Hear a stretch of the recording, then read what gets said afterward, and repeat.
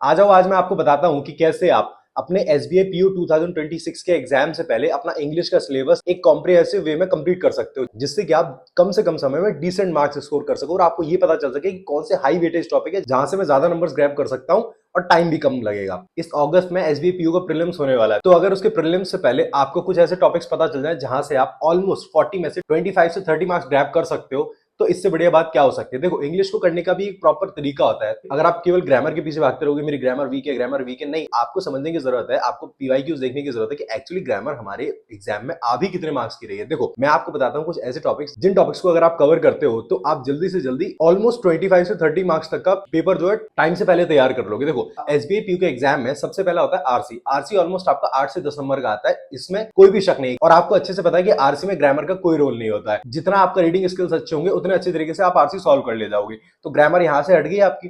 अब दूसरी चीज आती है आपकी पैराजंबल। पैराजंबल आपका एसबीआई पीओ में डेफिनेटली आएगा ही आएगा, और वो आता है 5 मार्क्स का। अब इसमें भी अगर आपने निमिषा मैम से पैराजंबल करा हुआ है तो आपको अच्छे से पता होगा कि वो कोई ऐसा ग्रामर का फॉर्मूला नहीं लगाती है, उनका एक पैटर्न है। अगर आप ऑलमोस्ट उनकी 5 से 6 क्लास कर लोगे तो आपको अच्छे तरीके से पैराजंबल सॉल्व करना आ जाएगा। नेक्स्ट चीज है आपकी फिलर्स। फिलर्स को मजबूत करने का क्या तरीका है। देखो, आज अगर आप 1 जून पे बैठे हुए तो 1 जून से ऑलमोस्ट 1 अगस्त तक आपके पास 2 मंथ्स है। 2 मंथ्स में अगर आप डेली 10 वोकेबलरी करते हो, केवल 10 वोकेबलरी, तो आप खुद कैलकुलेट, आप 600 वोकेबलरी कर ले जाओगे और 600 वोकेबलरी से आप फिलर्स आराम से कर लो। क्योंकि देखो यार, अगर आप ये सोचो कि आप 100% कर लो, 100% तो आप कभी नहीं कर सकते। आप इतना कर सकते हो कि आप ऑलमोस्ट, अगर 5 फिलर्स आ रहे हैं तो ऑलमोस्ट आप 4 फिलर्स कर ले जाओगे। अब इसी के साथ नेक्स्ट आता है आपका क्लोज टेस्ट। देखो, पीओ लेवल के एग्जाम में क्लोज टेस्ट डेफिनेटली आता ही आता है, और क्लोज टेस्ट में भी केवल और केवल आपकी वोकेबलरी मजबूत होनी चाहिए।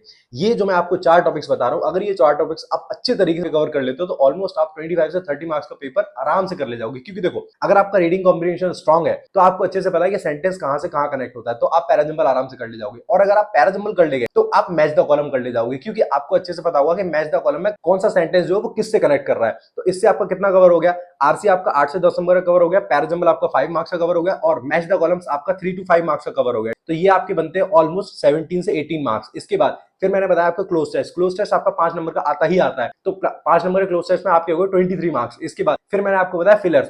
फिलर्स भी आपके 4 से 5 नंबर के आते हैं, तो ऑलमोस्ट आप 25 से 27 मार्क्स का पेपर आराम से कर ले जाओगे। ये होती है एक प्रॉपर स्ट्रेटजी। अब इसी के साथ आपको अगर ये लग रहा है कि मुझे ये टॉपिक्स है, इनकी प्रैक्टिस पेपर कहां से मिलेगा, तो एक काम करो, कमेंट सेक्शन में पीडीएफ टाइप कर दो, और जितने ज्यादा आपके कमेंट्स होंगे उसी हिसाब से फिर जो मैं अपने टेलीग्राम चैनल पे आपको डेली प्रैक्टिस पेपर प्रोवाइड करना शुरू कर दूंगा। टेलीग्राम चैनल का जो लिंक है वो डिस्क्रिप्शन में पड़ा हुआ, इस तरीके से आपको क्लिक करना है और यहाँ से आप टेलीग्राम को ज्वाइन कर लीजिए, और वहां पे आपको ये प्रैक्टिस पेपर आपको डेली सुबह सुबह अपलोड हो जाएगा, जहां से आप इंग्लिश में आराम से 25 से 30 मार्क्स इजीली ले आओगे अपने एसबीआई पीओ के एग्जाम में। इसी के साथ ऐसे ही मोर कंटेंट के लिए पेज को फॉलो करना मत भूलना।